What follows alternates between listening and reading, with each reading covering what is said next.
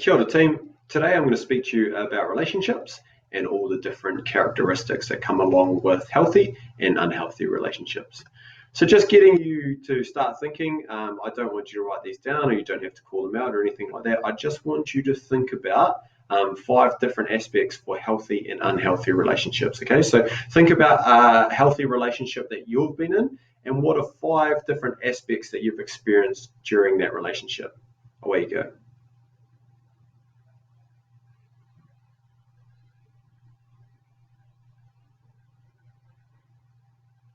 Okay, great. Hopefully, with those 5 aspects of healthy relationships, generally they were, really positive stuff that you like.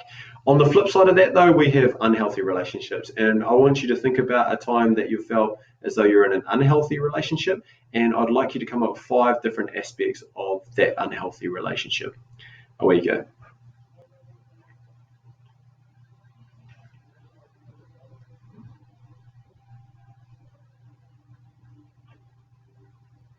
Great. So obviously, in an unhealthy relationship, generally those things would have been quite negative. Okay, situations that you don't want to find yourself in again.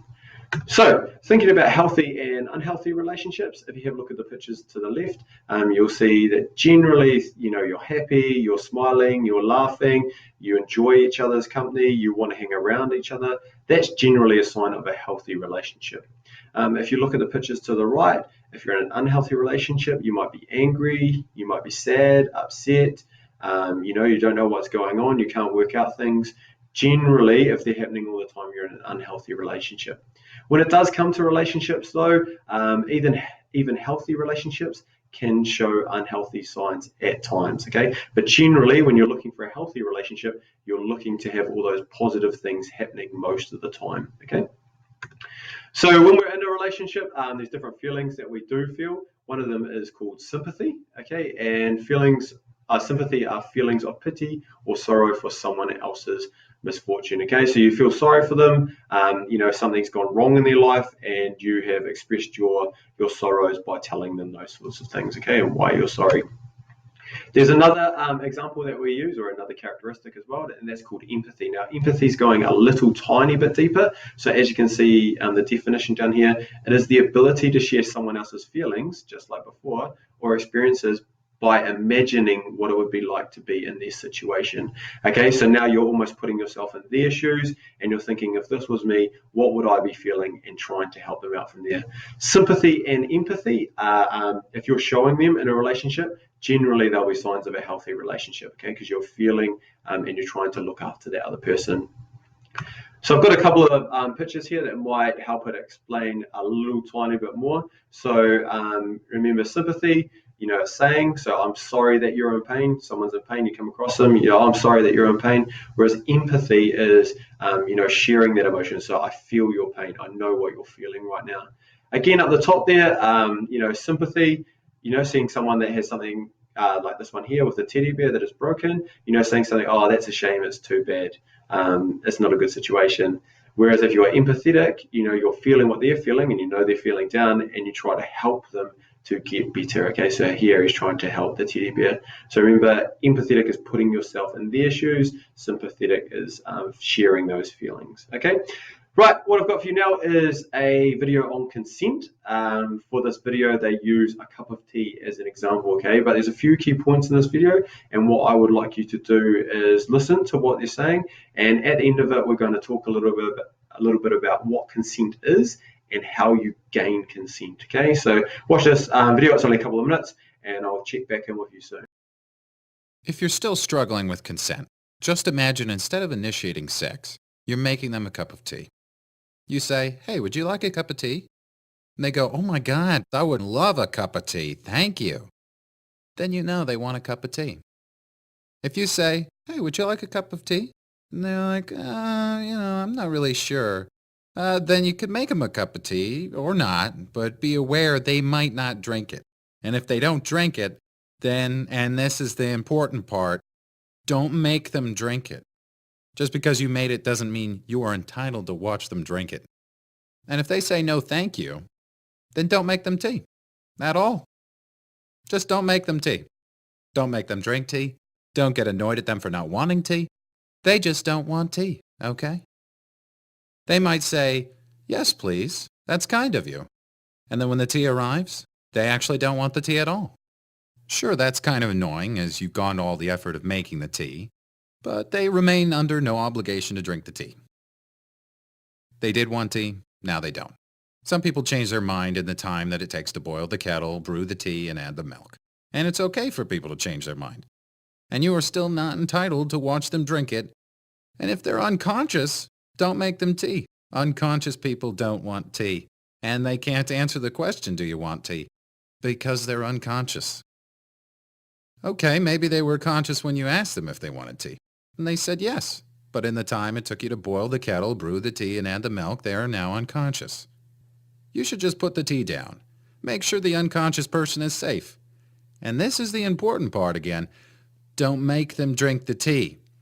They said yes then, sure, but unconscious people don't want tea. If someone said yes to tea, started drinking it, and then passed out before they'd finished it, don't keep on pouring it down their throat.